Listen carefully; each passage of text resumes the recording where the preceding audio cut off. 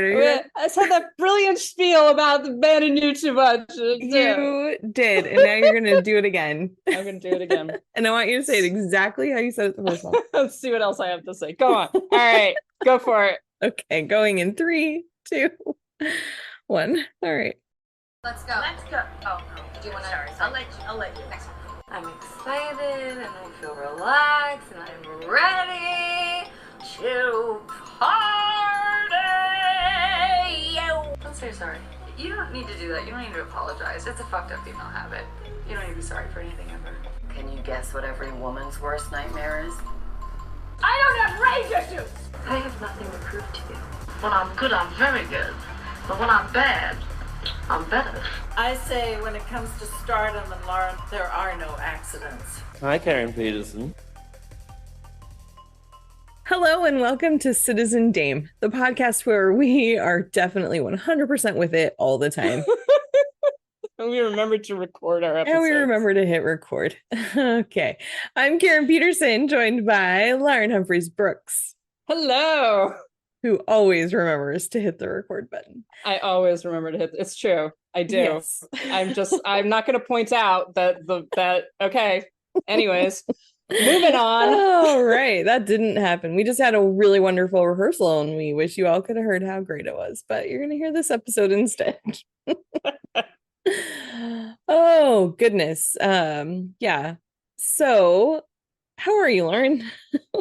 I'm doing good, but I think we should get straight to the conversation that we're going to have today because I am excited. I am so excited that I just did an entire really wonderful speech that did not get recorded, and I want to do it again. For anybody who's listening, going, "What the hell are you guys talking about?" So we started our episode, and we did it, and we spent like 10 minutes talking about stuff and introing what we're talking about today. And Lauren just talked really brilliantly about 2 films that we're going to be discussing.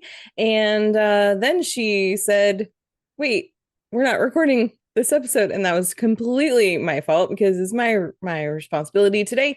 And that's where we're at. So we're going to try to recreate what she just said. She is pretty brilliant, so I'm sure she can do it again. But that is what happened, and I apologize to all of you. Not that it matters. I could have just avoided that and pretended none of it ever happened. You'd never know. But how we roll. So, but it's funny. It is funny because this is not the first time that's happened. Oh goodness! All right, so this week we were both really excited for this episode. This is one specific topic that I've wanted to do for a long time. This weekend, for anybody who's not aware, it's Alfred Hitchcock's birthday, and we both really just adore Alfred Hitchcock, although I will concede that Lauren is a slightly bigger fan than I am, because first of all, you've seen more of his movies, and second of all, you are literally writing a book about him. So trying to, yes. Yeah, I'm not writing a book about Alfred Hitchcock. So I think that means you win in terms of being a bigger fan. So, but just before we launch into what we're really talking about today, I would really love to hear your favorite random fact about Alfred Hitchcock.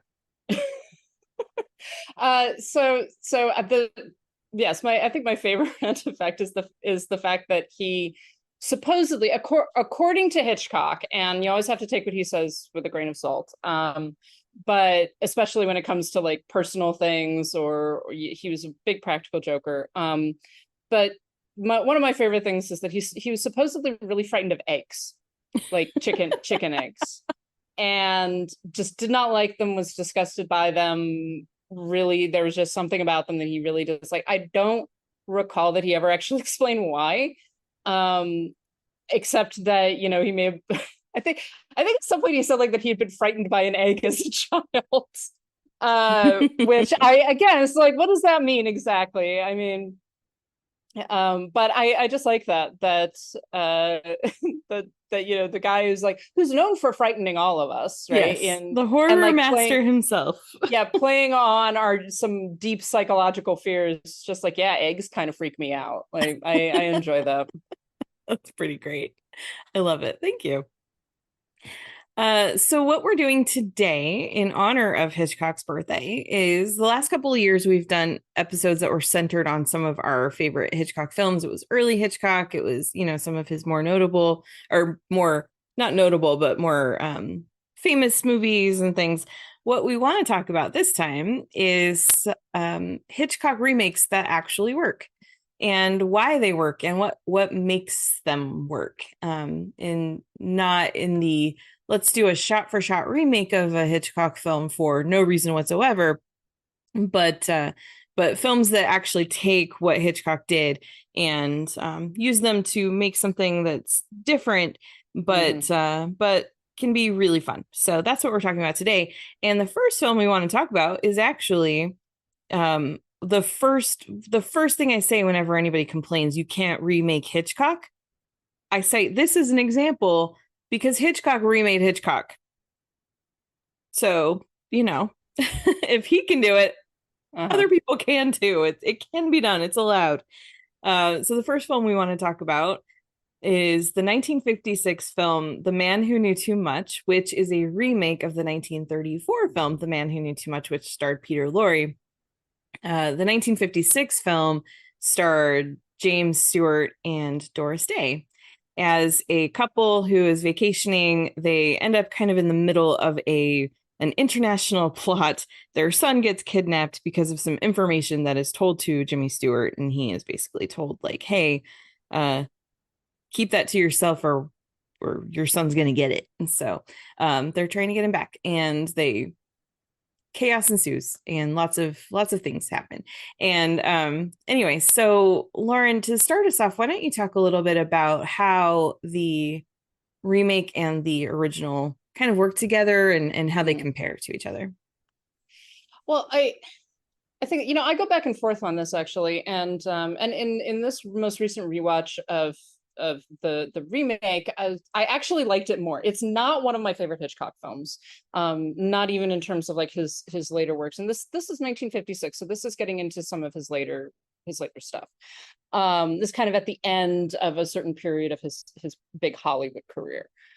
But Hitchcock himself essentially said that he felt the 1934 film, which was made in kind of the middle point of his British period, his early British period, so before he goes to Hollywood, and is definitely not as accomplished a film as I think something like The Lady Vanishes or The 39 Steps is.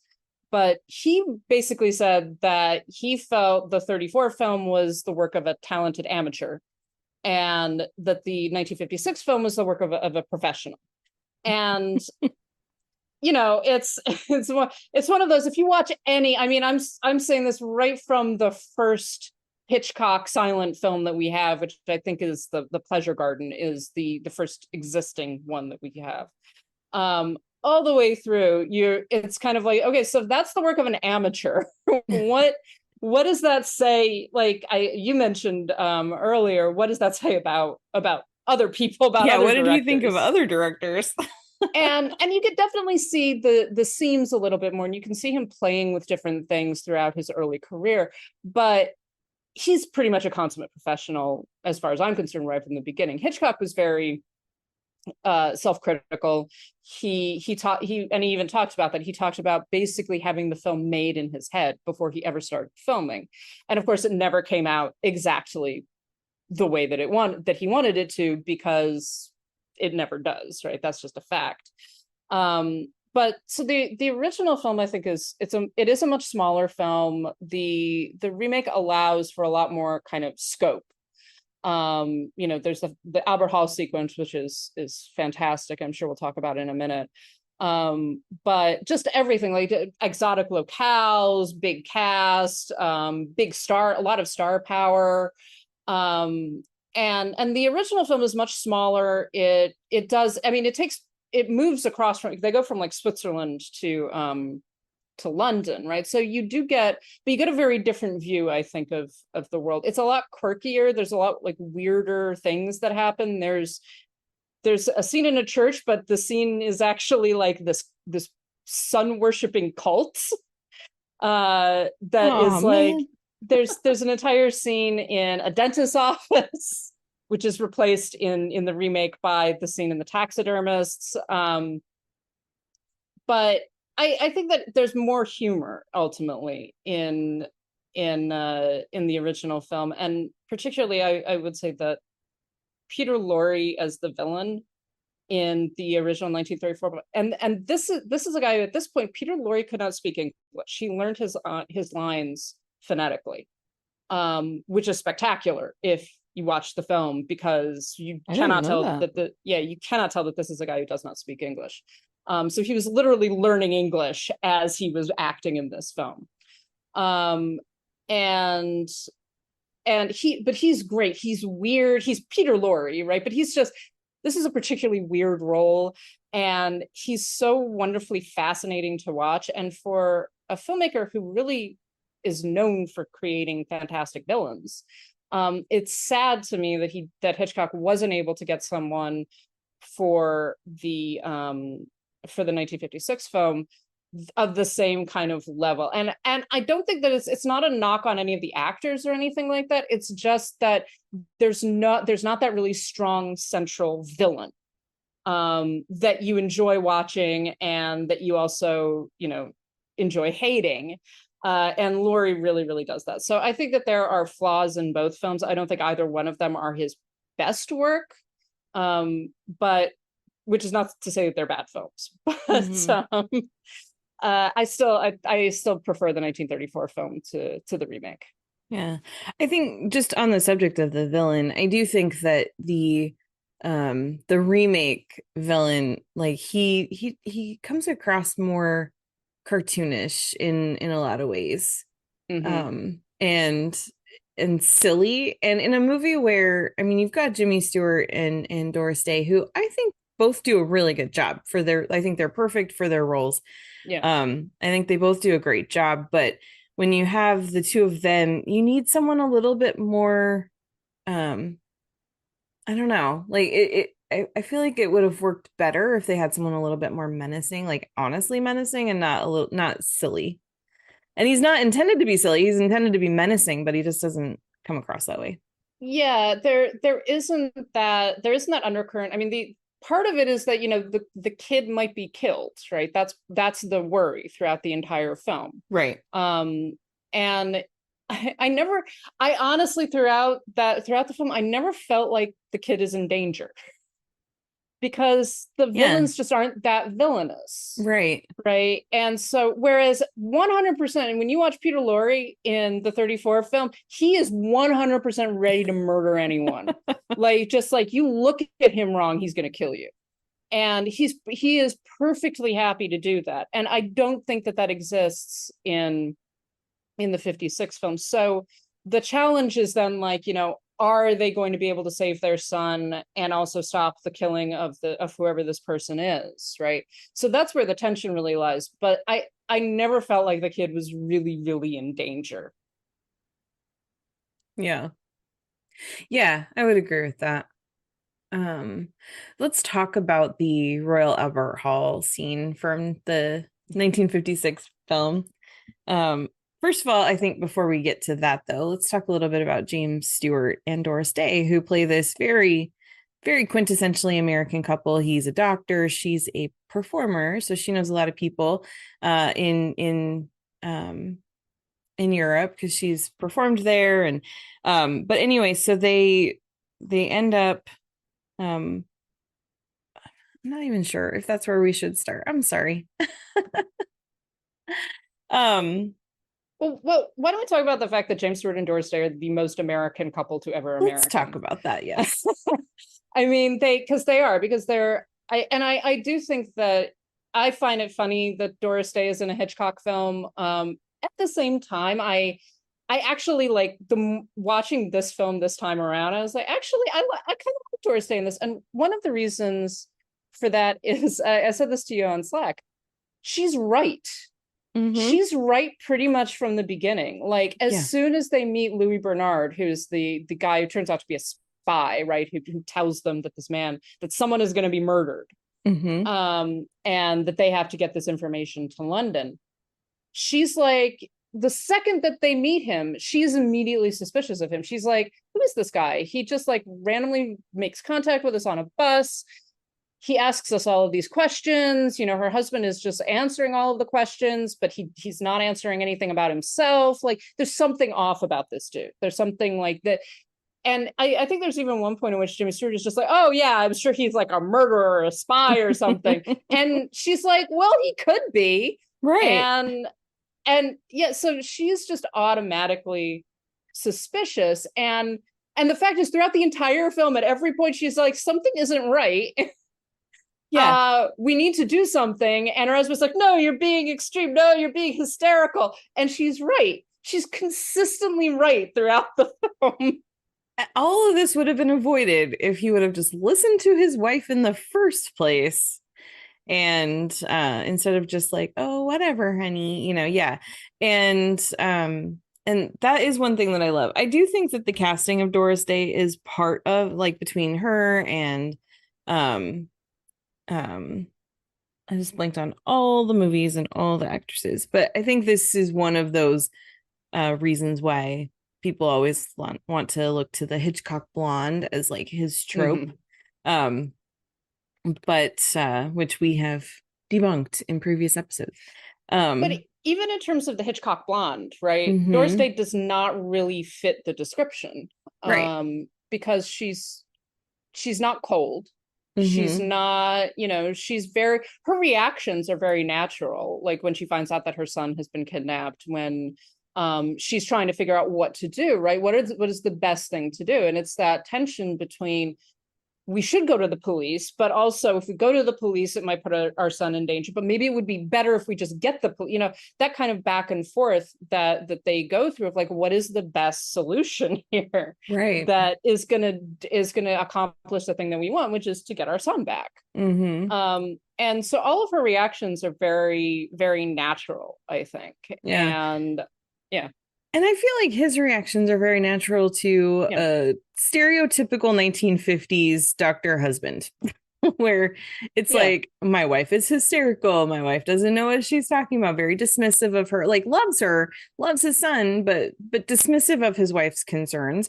His response when he's the one that finds out first that their son has been kidnapped, and his way to deal with that is to drug her, get her like relaxed on some like Viking, like 1950s version of Vicodin, which is way better, I'm sure. Or not Vicodin, Xanax.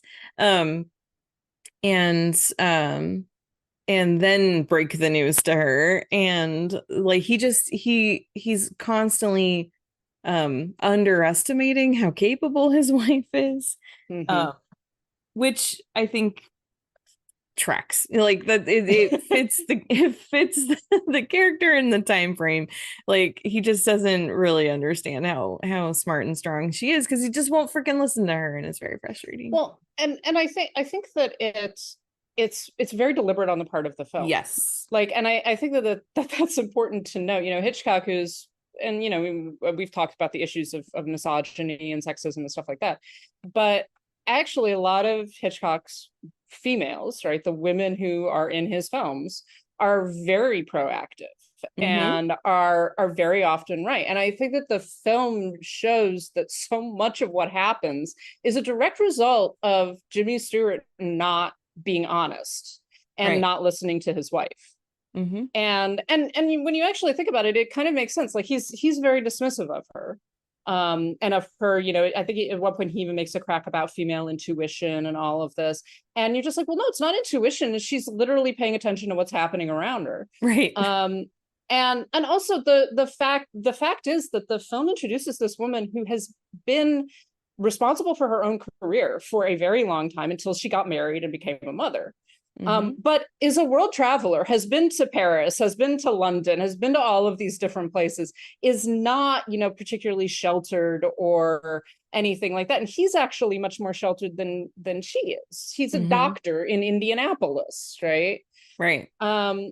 This isn't anything that, you know, he's very much like treated as kind of, he's this provincial to a certain degree doctor. And she's like this world traveler, and she's like, no, she actually might know more shit than you do. Exactly. Um, yeah. So, okay. So all of the things that happen throughout the film lead to them getting this information that the prime minister is going to be assassinated at a performance at the Royal Albert Hall. And so they're trying to figure out how to stop this from happening. And this leads them there and leads to a fascinating sequence that you talked a little bit about this week on social media. And we definitely talked a little bit about just among ourselves too. But this fascinating sequence where there's sound, but there's no spoken dialogue, audible spoken dialogue for a very long stretch. And it's one of the most intense sequences of the film. So can you talk a little bit about that? I mean, it's a famous sequence. I didn't realize how long it went on for, actually, because after I watched the film again, I went back and I just looked at the timestamps on the beginning of the sequence. So the moment that the dialogue ends, so it's when Doris Day enters the main auditorium of Albert Hall, and the moment that the shot is fired and the guy falls into the audience, and between those 2 points. It's a 10-minute sequence with no dialogue. People talk, but you don't hear them. So there's so all of it is about image. It's about gesture. It's about the intercutting of the different images. And it's about the music, because the audience has been cued into the fact that at this one particular point, this guy is going to be assassinated, right? At this one moment in this symphony, this man is going to be assassinated. And we know it, and we can feel the rhythm of the cuts change. It increases in intensity. You get more shots of you get shorter shots, more shots of Doris Day reacting, Jimmy Stewart showing up and trying to find the place where the assassin is. All of this of trying to convince the police to help him. All of these different things that are happening. And the fact that it is this 10-minute sequence in the middle of a film made in 1955. With absolutely no dialogue, that the only sound is the sound that is coming from the stage, and then you got this break point of the scream, and then everything kind of cuts loose at that point. It's just a master class of suspense. The whole thing is just so well done, and it's so intense, and you don't even notice that no one has said anything for 10 minutes. Yeah.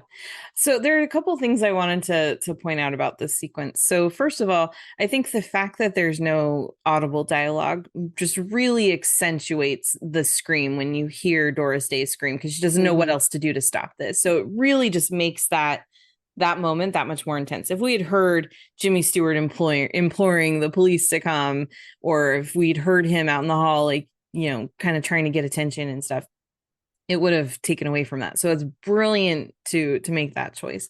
I also just wanted to shout out the editor, because I think that a big part of the reason this scene works so well is because of how well cut together it is. And the editor for this film was George Tomasini, who worked with Alfred Hitchcock a lot.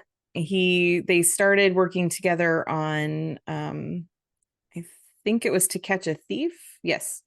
Rear Window in 1954.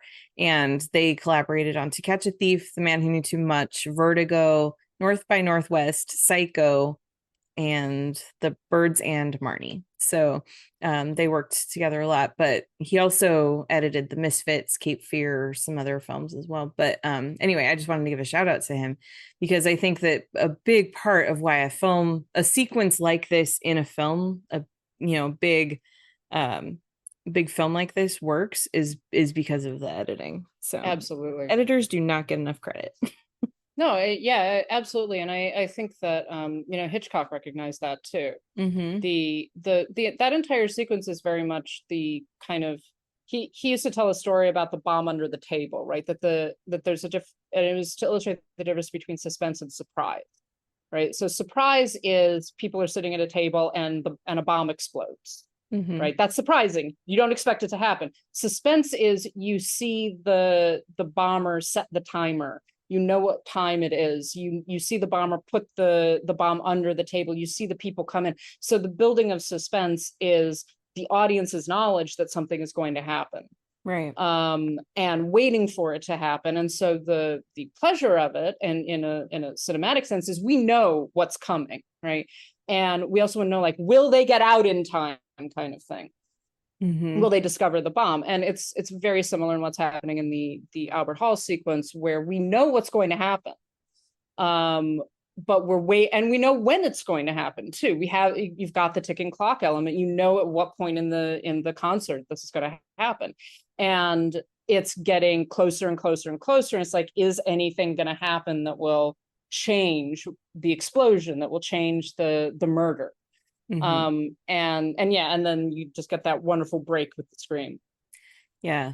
And I also find it fascinating too that this is not the climax of the movie either, because they don't get their son back after this scene.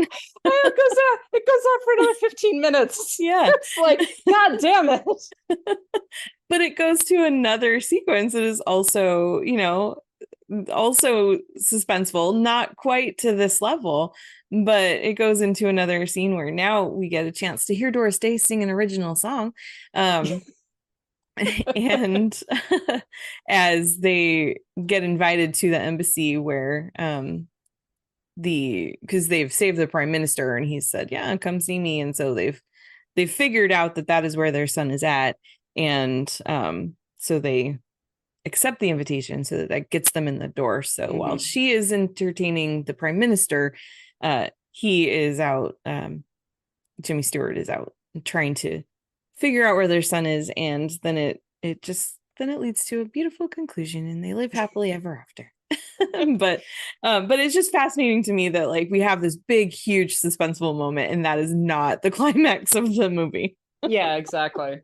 So exactly. Yeah. It's just like, oh yeah, the kid has to be rescued still. That's the whole right. So, well, that's the thing. The whole point of the film for them, and what the film follows, is not we've got to save the guy from being murdered. Mm-hmm. It's we've got to save our son. Exactly. Right. And so it's this weird, in a lot of ways, the Albert Hall sequence is like this sudden turn where we're like, oh yeah, the guy's going to be murdered. I guess we can save the prime whatever. Yeah. So any other thoughts about The Man Who Knew Too Much? The one last thing that I want to say is I do think one of the other places that the original kind of exceeds the remake is the role of the mother at the ending. So Doris Day sings, and part of the way that Stewart finds their son is that he hears her, and the son begins whistling the song and kind of leads his father to find him. In the original, the mother is a sharpshooter, and basically the father has is trying to rescue their daughter. He's been kidnapped himself. He's trying to get their daughter out, and she winds up shooting the man who is like holding their daughter prisoner.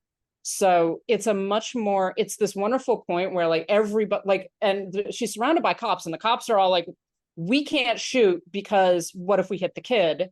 And she's like, okay, let me do it. And it's a fantastic moment. And I on the one hand, the Doris Day character is a lot more active in The Man Who Knew Too Much in the remake, but she also kind of gets relegated at a certain point, and I do think that the ending in the original is stronger at that level.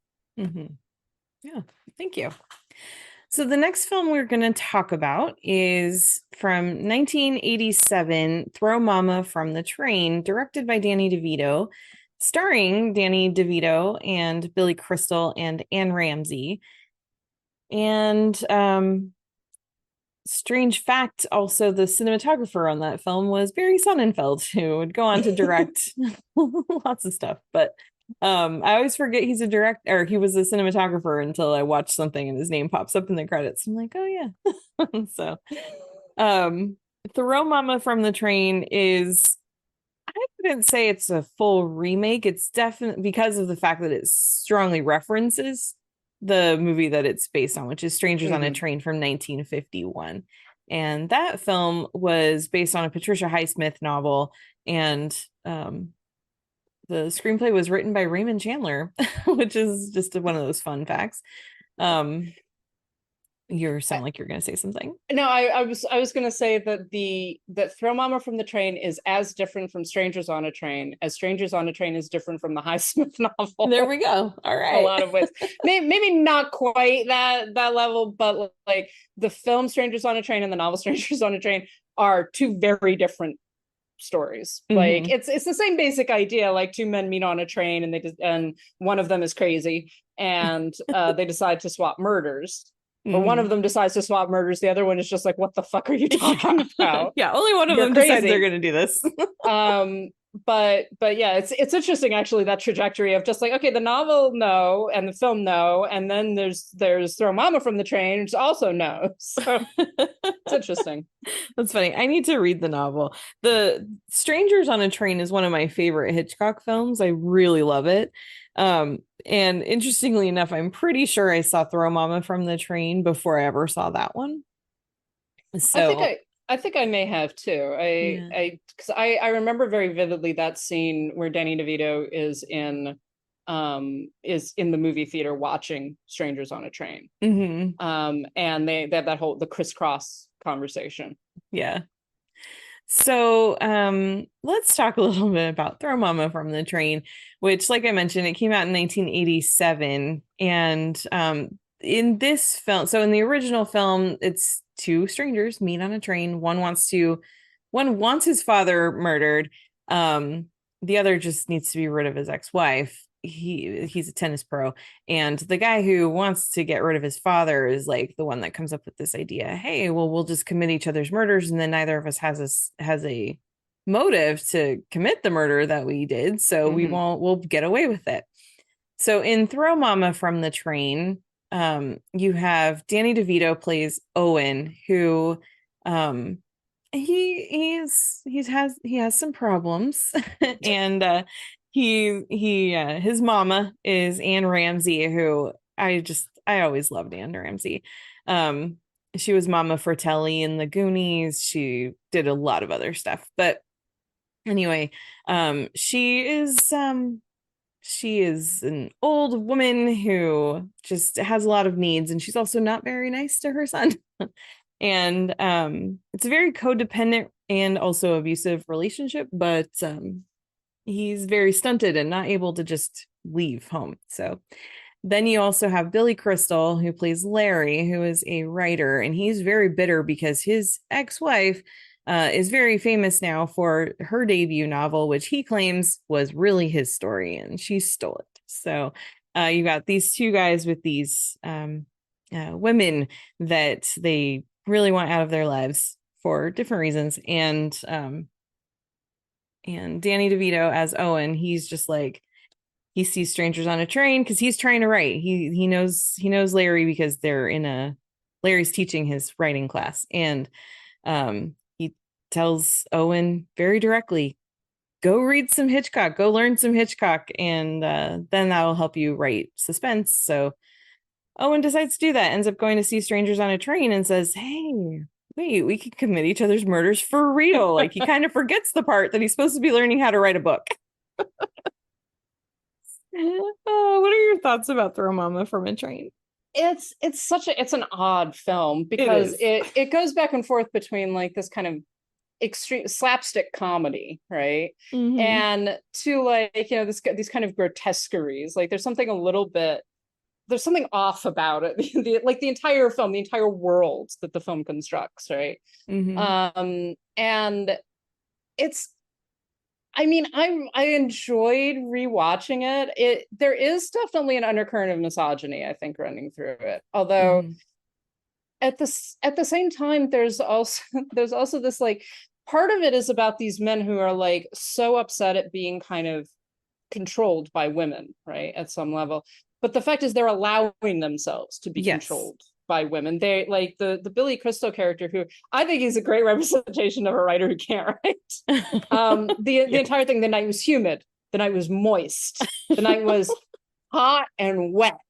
Like I was like, dude, you're just a terrible writer. Well, that's the thing. And then at the kind of the climax of the film, Mama looks at him and goes, the night was sultry. and he's just like, I'm gonna kill her. Like but it's just like, she's right. She's 100% right. Mm-hmm. But so like that's kind of a feature throughout the film, where it's these two guys who like can't get their lives moving, in part because they're so obsessed with their, relationships with these women, that they're just like, they have to like eliminate the women from their consciousness, essentially. Right. I do like the way that it upends some of the things that happens in Strangers on a Train. Like there are definite corollaries back and forth between Throw Momma from the Train and Strangers on a Train. There are scenes where Owen is like waiting outside of Larry's house, that very much mirror the appearance of Bruno throughout Strangers on a Train. There are conversations that they have. So I like the meta narrational elements to it. So you've got this film that's like a satirical remake of Strangers on a Train that also has the film Strangers on a Train in it. Mm-hmm. And is very directly saying like, this is the film that's inspiring everything. It's an odd film in a lot of ways, but it's very enjoyable, and I think it's a good example of how you can remake a Hitchcock film but also make it so different that it kind of goes off on its own. Yeah, which is ultimately what I really wanted to talk about with this idea of like, how do you remake Hitchcock in a way that works? And I think that this film and then the other one that we're going to talk about in a second, I think these are two examples of how to do it right. If you're not Hitchcock remaking his own film, what you need to do is be inspired by Hitchcock, learn lessons of how he builds tension and how he tells a story, how he introduces his characters, but then let it be its own thing. You cannot, like, ultimately, no, you can't remake Hitchcock because it's going to always look like something that is a copy. It's never going to really thrive on its own. But when you take the inspiration and you understand what it was that made his films work, you can have movies that are really well done. And in the case of Throw Momma from the Train, I think there are definitely some things about it that are like, I don't know, but it's also very funny. And I would say, as far as I definitely do see the undercurrent of misogyny, but I also think that things like Larry's relationship with his ex-wife is really interesting because he spends the entire film complaining that she stole his novel, but that's never backed up. So I think that I think what we're really seeing, at least the way I draw my conclusion from it, is that she didn't actually. She was a really good writer, and she was able to go out and actually make a career out of something that was his dream that he hasn't been able to make it work, and he's projecting and blaming her for his lack of success. But yeah, I think that this movie is often very funny. I love that it actually has a climax that is on a train. and I like the conclusion. I like the way that ultimately, I mean, Larry's gonna Larry. He's just gonna kind of be this guy, but ultimately by the end, he finally has written a new novel that he is so proud of, and then Owen comes and is so excited because he's written a book too, and they've written a book about the same thing, but not really. But Larry is so in his own, like, everyone's stealing from me, I'm the victim, that he first thinks that Owen is gonna steal his book. Well, and I think that actually that ending of the two books that are about the same thing, right, is a very good sort of corollary to what is being done with Throw Momma from the Train, and to a certain extent the other film that we're going to talk about. They're both parodies at some level. They're satires, but they're using concepts that Hitchcock kind of made iconic. And I wouldn't say Hitchcock was not the first one to come up with some of these things. Strangers on a Train is based on a novel to begin with. But this whole idea of this very kind of simple, these concepts that then Hitchcock makes iconic, and then kind of turn into these really interesting parodies and parodic elements and different ways of playing with them. And that is where Hitchcock remakes, as you say, are most successful, where they're in dialogue with the originals, but they are kind of taking those things and making them funnier or less funny, or really trying to look at them from a different perspective, I guess. Yeah. And ultimately at the ending of Throw Mama from the Train, that's exactly what you've got, the same story, right? That two people looked at very differently and came out with two things that are very successful. Yeah, exactly. Yeah, any other thoughts about Throw Mama from the Train? It is on Max. It is, yes. And it's worth watching. It's a lot of fun. Yeah. It's bizarre though. I have to say, I'd forgotten. I'd seen it like on Comedy Central when I was a kid or something like that, and so I did not remember much about it. But I was just like, this is just weird. In places, it's just very weird. It is. It's very weird. It's very quirky, but I just get such a kick out of it, and yeah, it's definitely worth watching. It's not like an amazing film. It's also not Danny DeVito's best film that he directed, but it's a lot of fun. So, but the one that I don't know how you feel, but I personally am most excited to talk about is The Burbs, which I don't know why I love this movie so much, but I do. I was gonna say, Karen, is it because you grew up in the suburbs? I mean, I grew up in the suburbs. My last name is Peterson. When my parents were married, my mom's name was Carol Peterson. Which is just funny. Because that is Carrie Fisher's character's name in this movie, which was directed by Joe Dante and stars Tom Hanks, Bruce Dern, Carrie Fisher, Corey Feldman, Rick DeCommon, Wendy Shaw, Henry Gibson. Yeah, it's basically it's a remake adaptation of Rear Window from 1954, which again starred Jimmy Stewart, and that one also starred Grace Kelly and Thelma Ritter. And but The Burbs is 1989, and it's the same idea. It's set in the suburbs instead of in, what is it, Greenwich Village? Yeah. And this is, not only is it in the suburbs, this is on a cul-de-sac, which cul-de-sacs in the suburbs have their own very specific kind of flow. And these new neighbors have moved next door, and all the folks on the street become, well, the men on the street become very convinced that something really weird is going on next door, and that these guys are part of a cult, and they're determined to prove it. So I'm curious what you think of The Burbs. I've seen The Burbs a couple of times. Actually, I completely forgotten that Joe Dante directed, and I love Joe Dante. So that's always like, that raises it. It's interesting in thinking about it as a Hitchcock remake, because it's, so Rear Window takes place in Greenwich Village, where everybody's kind of living on top of everybody else. And you can kind of be in your neighbor's business simply by looking out your window. And I like the fact that kind of gets lifted and then dropped down into suburbia, where you have a similar occurrence, right? Where, yeah, everybody is kind of in each other's business, and everybody knows everybody else. You kind of know whose wives have gone away for the weekend, whose dog craps on whose person's lawn, all of those things. If an unfamiliar car turns on your street, everybody talks about it. And so it's interesting that you've got one film that is set in New York City, you've got another film that's set in like suburbia, and you've got the same kind of neighbor relationships in a lot of ways, where everybody's kind of involved in each other's business, but also is sort of distanced from it. And so then you've got this thing that, like, this blotch, right? There's something is wrong with this house. Something is wrong with this apartment. The people who live there are not behaving normally, according to you and me, right? And so in this case, you got Tom Hanks, who is his generation's Jimmy Stewart. Yes, he is. Very much, kind of occupying that role of like getting increasingly weird and increasingly paranoid as he's watching what is going on across the street, right?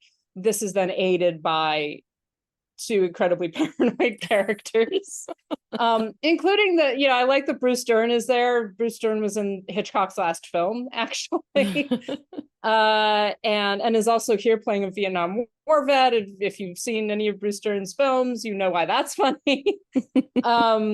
But but yeah, so you've got the sort of everybody kind of getting into each other's business, and then the question consistently being, has something actually happened? Are these people like murderers or cultists or whatever? Or are we just like projecting all of this weirdness onto them because we're bored? Mhm. And it's interesting to like make up this shit about our neighbors. So I enjoy the hell out of the Burbs. It's not my favorite Joe Dante film, but I like this whole idea of, you know, most of the humor and most of the horror actually coming from what people are projecting onto other people and not like the reality, because just like so and so could have been murdered, then again he could have just gone to the hospital one night. You know, he could be on vacation, or he might be buried in the backyard. Right. Yeah. And I love how it escalates, you know, like throughout the movie. It Yeah. starts off, everything's just kind of like, yeah, there's weird stuff next door. Their lawn is dead, you know, on the street where everyone has perfect yards. But it just, as they get more invested in like trying to figure out what's going on with these new neighbors, things just start to escalate. And so you have in this movie that I think is very, very funny, you also do get some tensious, what does that mean? Tense moments too that work really well. And I think uh I think Joe Dante was actually kind of the perfect director for this movie, because I think this really does, even though I agree with you, I think that there are a couple of his films that are better. But I think that this does tap into all the things that he does well in his films. So it also has some great dialogue. There are just some really hilarious lines in this movie. One of my favorites is like, I've never seen that. I've never seen anyone drive their garbage down to the street and bang the hell out of it with a stick. I've never seen that. Oh, and yeah, so I enjoy this movie. What to you, what makes this work as an adaptation of Rear Window best? I know you talked about the comparison of the Greenwich Village, the apartments to the suburbs, but why do you think this works so well as a Hitchcock homage? I think because, yeah, I think because you do have those moments of tension, you do have that humor which runs throughout so much of Hitchcock. I think this is the kind of film that Hitchcock probably would have enjoyed. Like he would have been entertained by it. But it's that very simple question of like, I see something weird happening with my neighbor. Is my neighbor dead? Right? Or a murderer? Or are they like, you know, just so the question in Rear Window is, has our neighbor killed his wife, or has his wife gone away for the weekend? Right. That's kind of the tension of the film, is the and also the desire for it to be the murder. I think that there's that too. Throughout the Burbs, they want these people to be like Satanists.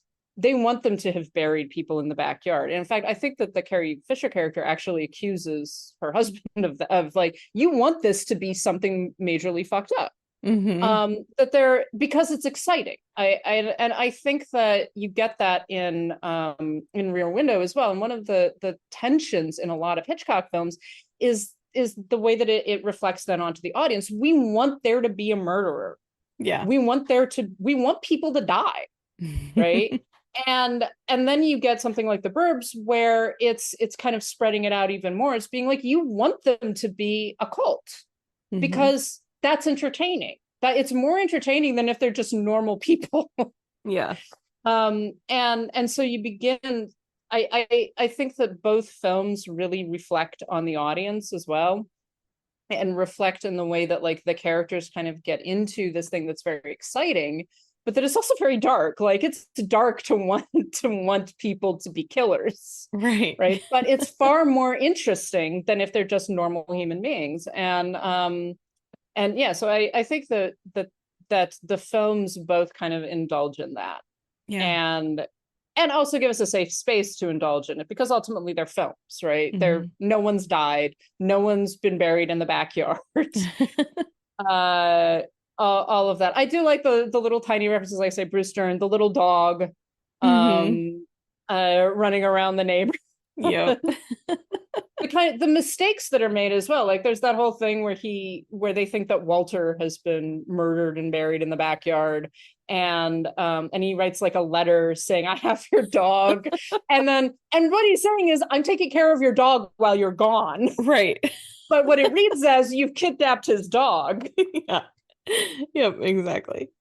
Like all of those like misinterpretations. And right to the end of the Burbs, it's not clear whether or not like it's just been this total projection of like, we think our neighbors are weird, therefore we've decided they're murderous Satan cult member. Right. There's two last things I wanted to talk about, and then we'll kind of wrap up. But one thing is the ending. So what do you think of the fact that it turns out there is something really fucked up going on with the neighbors? I mean, I kind of wish that it hadn't, because I really like that whole speech that Tom Hanks gives about like, we're the lunatics. Yeah. Right. And I like, yeah, I enjoy that. At the same time, I think it's also a good payoff. Yeah. Because and part of it is because there is so much odd shit going on over there. Like none of it is like when they get into the house, even it's just like, this is not normal. Something weird is going on. And so yeah, I kind of go back and forth on that. In some ways, I sort of wish that everything had just been explained.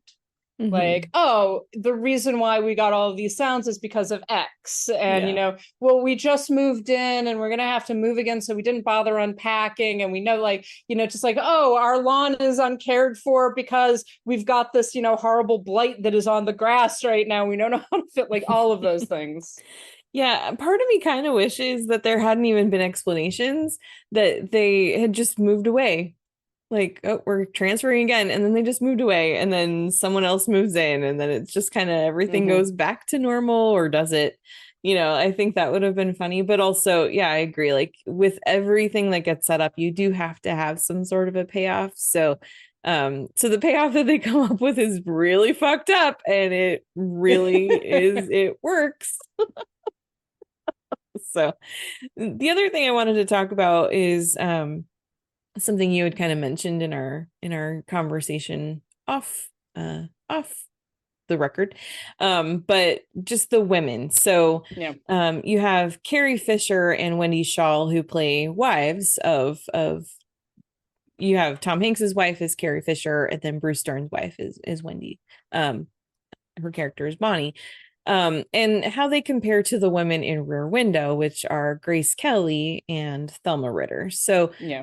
What are your thoughts on the way women are utilized, I guess, in the Burbs versus Rear Window? Well, they're not. I mean, are they? Like, that's really what it comes down to. In Rear Window, the women get into it. The women begin participating, right? And in fact, Grace Kelly again becomes this very active performer in everything. Thelma Ritter does as well to a certain extent. In fact, she's the one who begins to speculate, just like, where would he bury the body? Like, I'll bet the head is in the garden. Like, because and she like begins talking about, how would you get rid of a body like that? Well, you'd have to chop it up because you couldn't just carry a body out, right? And I wish that the women had gotten into it in the Burbs. I wish that like they began going like, yeah, you know what, you're right. Something weird is going on over there. And it would have given them more to do. And also, I don't understand the point of hiring someone like Carrie Fisher and not giving her much to do. Like, because she's basically the straight woman. Yeah. She doesn't really have a big role in it. So it winds up coming off like the boys kind of playing in the backyard and eventually burning the house down. Right. Which is totally showcased in a scene where Mark and Art want Ray to come out, and she's like, no, he needs to go inside. And like there's a line she says that I was like, oh, I remember my mom saying that to my friends. I think I have given you my answer. I was like, yep, I have heard my mom say that. Yeah, it very much plays, like it deliberetely plays to that. Yes, it's very much like mom. Yeah. So I do wish that, again, I understand, like, because I understand what they were going for with it, but I do wish that the women had gotten more to do. It's interesting that both of these kind of parody satires remakes, the women actually have less to do than in the Hitchcock films. Right. Just want to mention that. Yes, and I think that that's definitely worth mentioning. And I think that especially in the Burbs, I think that having the women be less involved could have worked if the weirdness happening next door hadn't been so obviously weird. Yeah. Like it does make it strange that this, this woman who's living next door to a house where everything on that property died within a couple of weeks, and they hear weird noises and there's weird flashing lights and stuff, and her husband's like, yeah, the guy just beat the garbage can, and all this is going on, and she's just like, it's nothing. Like, it just doesn't quite make sense. But if they had been a little bit less obvious about the weird stuff that was happening, it would have made more sense for her to just be like, dude, you're paranoid. Let's go on vacation, Yeah. So, but I overall, I enjoy the movie. I think it's really, really funny, but I do wish that the women had been a little bit more active. I agree with you. Yeah. So, yeah, no, but it's a fun film. Like, it's an enjoyable watch, but yeah, I do think that it's interesting that of these films, the Hitchcock ones are the ones where the women are the most proactive. Yeah. Yep. The Burbs is available to stream on Peacock, so there you go. All right. Any other thoughts before we wrap things up today? No, watch Hitchcock films and watch remakes of Hitchcock films. They're very interesting. There are other remakes as well that we haven't talked about. There are. What are some of them are okay. That you enjoy? I actually quite like, I think it's called A Perfect Murder, which is a remake of Dial M for Murder. It's not as good as the original, but I think that it's an interesting kind of riff on the original idea. Mel Brooks's High Anxiety, which I think we've mentioned before, it's a deliberate, direct spoof of Hitchcock films. And it's got everything in it. Like, it's got a spoof of absolutely everything. But that's a lot of fun. And then also, yeah, like the fact that Hitchcock remade his own film, and there's so much Hitchcockian reference in so many films. I mean, Hitchcockian is, a term that people misuse a great deal, but actually does come up in a lot of films. So it's worth, like, he was so influential, and at the same time, it's so obvious when people are making reference to Hitchcock. Yeah, it's so true. Yeah, I also want to just say that I think the 2000 movie Disturbia is also not a terrible remake of Rear Window either. I think that's actually pretty good. And shout out to Mission Impossible 2, which we all know is based on Notorious. Ripped off Notorious, yes. But the best Rear Window remake is actually the Simpsons episode Bart of Darkness. That, like, I actually think that one just sort of wins. And the best Birds remake is, I forget which Simpsons episode. It's the A Streetcar Named Marge, I think, where there's an entire Birds reference throughout. Nice. All right. Well, I think that's gonna wrap things up then. Happy birthday, Alfred Hitchcock, 124 years young. Anyway, we thank you all so much for listening. We hope that you've enjoyed this episode. We especially would like to thank our patrons who help make this possible and keep the lights on and keep the show going. They are Ollie, Brian, Connor, Estefania, Heather, James, Judy, Karen, Carriata, Lauren, Matt, Michelle, Monty, Nanina, Robert, Steve, Sharon, and Tao. If you would also like to become a patron too and help support the show, you can go to patreon.com/citizendame. We also have a Zazzle store, zazzle.com/citizendamepod. You can pick up a t-shirt or something. And we have our Ko-Fi if you don't want to commit and you don't need swag, ko-fi.com/citizendame. We are on online. We have our website, citizendamepod.com. We've got some stuff coming your way there. And if you would like to reach out to us, you can email us anytime, citizendamepod@gmail.com. And we are also on all the social medias. We haven't really spent much time on Twitter these days, but We do still have an account there for now. Twitter, Instagram, and also we are on Blue Sky. Citizen Dame Pod is where you can find us. Just search Citizen Dame Pod and we'll pop up. You also can follow us on Letterboxd, and we are growing that community all the time. So I love Letterboxd. I'm a big fan. So we are on Letterboxd at Citizen Dame. So Lauren, where can people find you?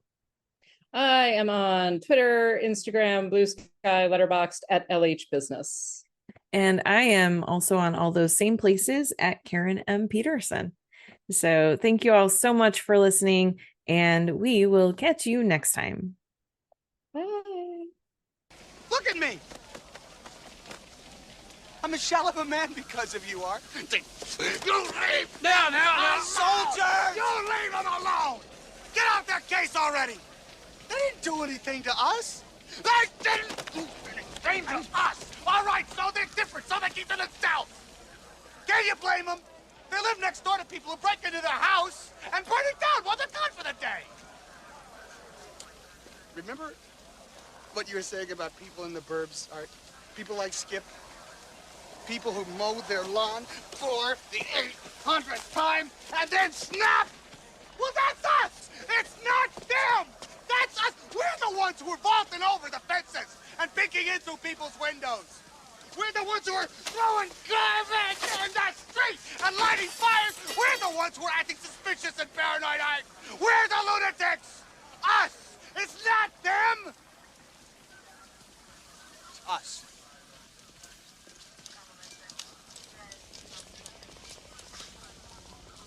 I don't know what to say. What, do you want me to move?